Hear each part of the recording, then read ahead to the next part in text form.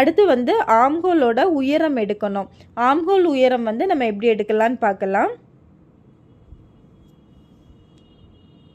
Armhole உயரம் வந்து நம்ம எப்படி எடுக்கணும்னா, நம்ம வந்து ப்ளவுஸ் எல்லாம் தச்சு முடிச்ச பிறகு நமக்கு ஆம்ஹோல் இந்த மாதிரி விரிஞ்சது மாதிரி தான் இருக்கும். அந்த ஆம்ஹோல் ரவுண்டு விரிஞ்சது மாதிரி இருக்கும்.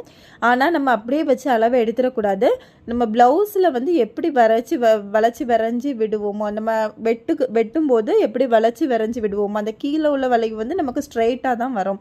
அந்த மாதிரி தான் நீங்கள் வந்து ப்ளவுஸோட கையை கரெக்டாக வச்சுக்கோங்க. வச்சுட்டு மேலே கொஞ்சம் இழுத்து விட்டுக்கோங்க. அப்போ நமக்கு அந்த வளைவு கரெக்டாக வந்துடும். அந்த கைக்குழி சைடு ஒரு ஸ்கேலை எடுத்து இந்த மாதிரி அந்த ரெடி அளவில் இந்த மாதிரி வச்சுக்கோங்க.